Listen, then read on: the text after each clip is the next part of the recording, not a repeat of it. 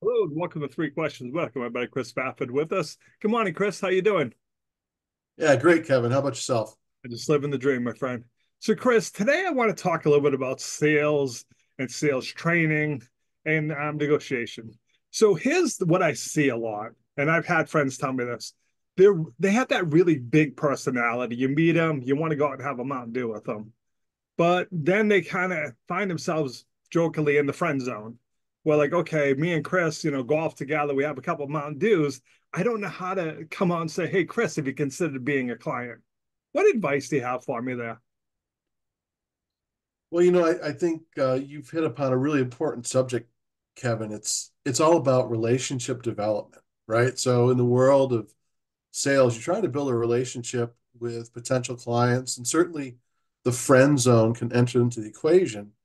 But I think it's all about communication. It's all about communication style. You really have to be clear about how you get business, how you make your business. And that should be part of a normal conversation that you have with a prospective client is, hey, I think I can help you with these things that you're struggling with. Would you want to have a conversation about it?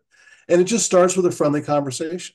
Yep. And then as you begin to offer up some value, right, at no charge, just maybe some suggestions, I think it becomes important that the person who's receiving the information, when they start asking more questions, you just simply come out and you talk about, well, absolutely, I can help you with that. That's what I do for a living. Is this something that you'd be interested in talking to me about, signing up for that service? So my second question is about negotiation. Chris, I know I've been in the awkward spot where I'll talk to someone about something, and then we get the price, and I'm like, oh my God, I can't afford that. And luckily, my personality, hey, Chris, I can't afford it, man. I don't have a problem with saying that. But some people will just ghost you at that point in time. Instead of just saying, hey, Chris, I value your services. I can't afford that price point. Is this negotiable? Is this something we could do? Is it okay to ask for negotiation? No, absolutely. Everything in life is a negotiation. Part of the training programs that I offer, I have one program specifically on negotiation, but I think there's more to it, right? So there's in that business development cycle, you're actually listening for the objection. And oftentimes, like you said, the objection won't come out. There may be what we would call insincere objections, right? Well, I can't do it now. I'm too busy with blah, whatever. And it's your job as a business development professional to uncover the real reason why it won't move forward, why you can't advance this opportunity to close. And when you get to that point about affordability, I mean, sometimes it might be you simply asking, is this affordable for you? And then you've opened that door. It might come out and say, well, no, it's not. Absolutely, you should be open to negotiation because there are other things of value that your clients may have to barter with. So it might be that you reduce your rate, but then you're getting something else in return because negotiation is a give and take where you're always trying to get to that yes point where both parties feel that the value they're getting for the effort or money they're putting in is greater than that effort or money, right? So if both parties feel like they've won in the conversation, that's really a successful negotiation. I got one more for you today. So one of the things I see happen is we hire sales people who have that big personality. Everyone likes them. And then we just tell them go out and sell without training them. And I've had people I know who's very successful as salespeople, and then the company messes up and they make them the sales manager. And they just have that personality. They can just go get business. Like Chris, just go out and talk to people. They'll sign up. And sometimes it's not that easy because I don't have your personality.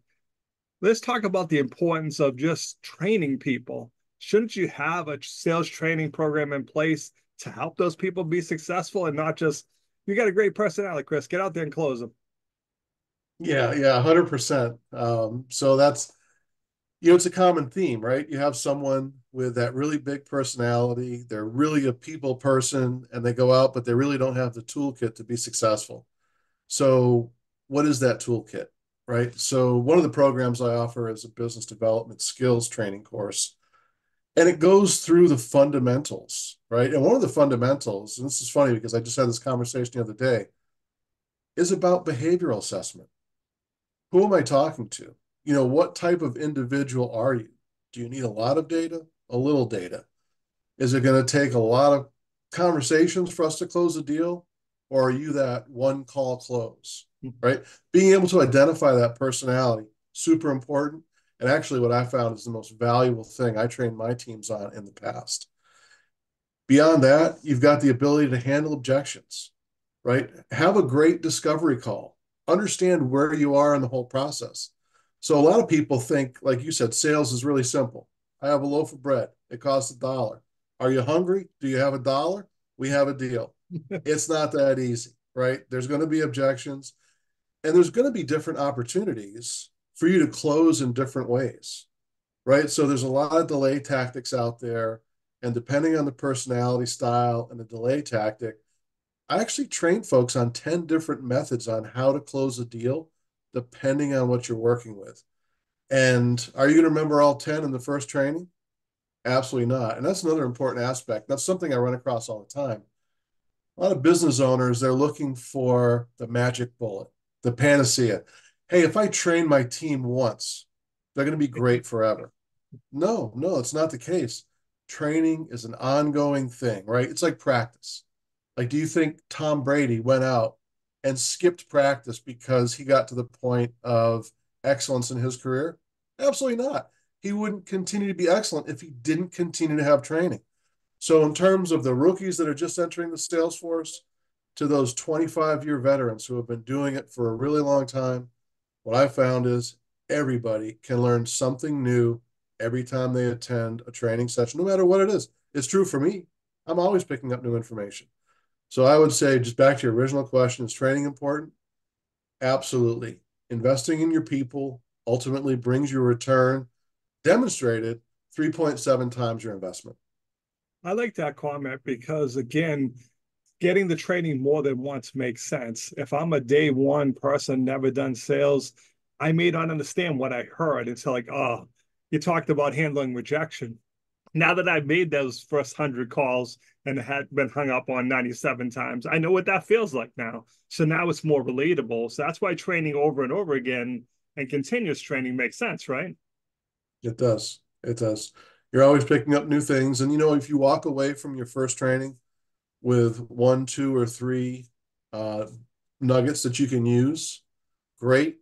The second time around, you're going to pick up 4, 5, and 6, and it just builds on itself. And I would train my teams every year. And it's funny because I had one salesperson come to me one time, and she said, I just went through this training last year. I've got important things to do, so I'm just going to skip it. And I said, you know what? That's awesome.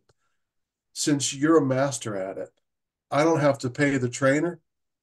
You come in and train the team.